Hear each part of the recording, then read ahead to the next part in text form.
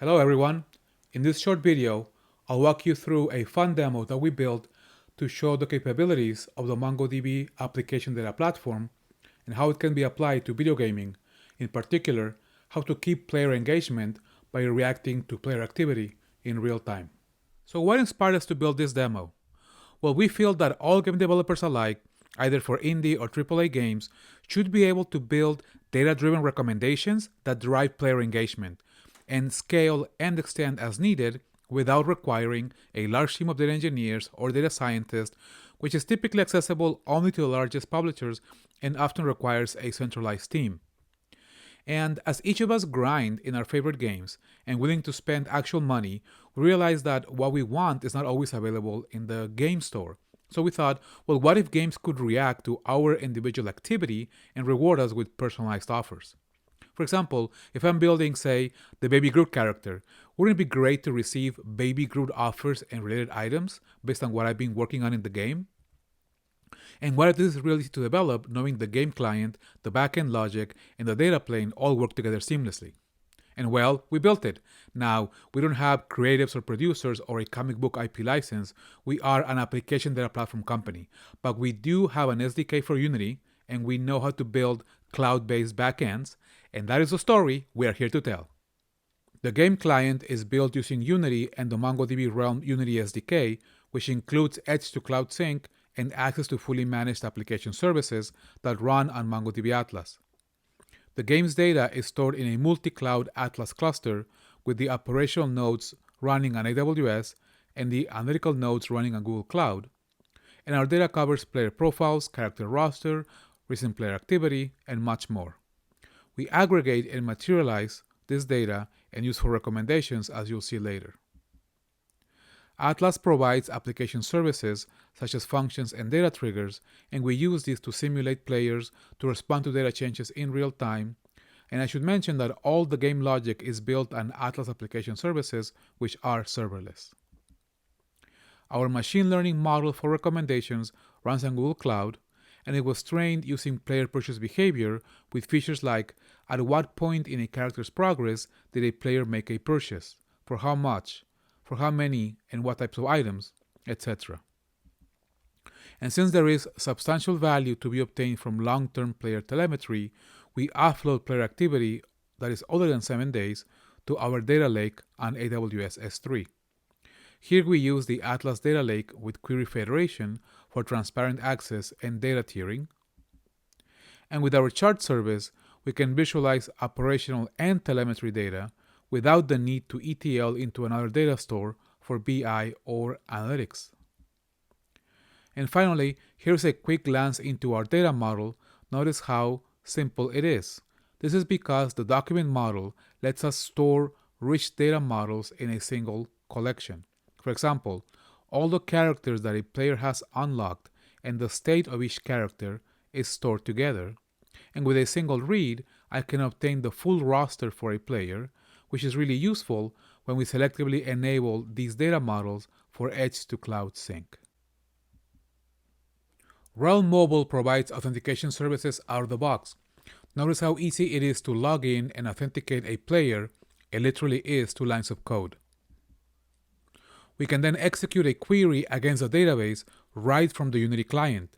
In this case, I am querying for the character roster of this authenticated player. Notice it looks and feels like a LINQ query in C#. You can also invoke remote functions. Here, every time a player equips a piece of gear on a character by tapping the gear and leaf icons, we build a small payload that represents this activity and send via the remote function. You can subscribe to data changes. All of the callback mechanisms are handled by the SDK and Atlas application services. In this example, we subscribe to new offer notifications and display them accordingly. You can also write data directly from the client if we need to. Here, when a player makes a purchase, we mark the offer as purchased and set a timestamp, and we let the mobile sync automatically update this document on the server, and the game's backend fires and runs the purchase logic. Now, this may not sound like best practice, but our point is to demonstrate the different ways you can interact with data in the server directly from the client.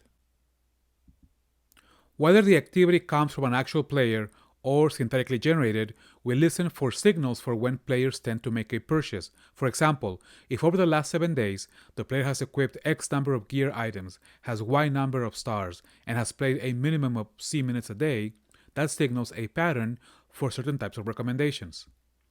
Using Atlas data triggers, we can aggregate from the stream of activities so we can listen for one or more types of offer recommendations.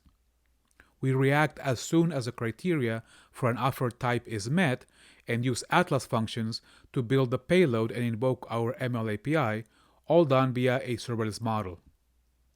Our ML model for offer recommendations runs on Google Cloud and was trained using player purchase behavior with features such as the state of the character, how many and what types of items had been equipped, how much time had the player been working on a character, and much more. The ML recommendation can be easily transformed to in-game offer data and written to a data collection enabled for mobile sync. Remember how we mentioned we can subscribe to data changes in the Unity client? Well, here it is, full circle, done. As soon as offers are written to the database, mobile sync fires and notifies the client. Now let's see what it looks like all together.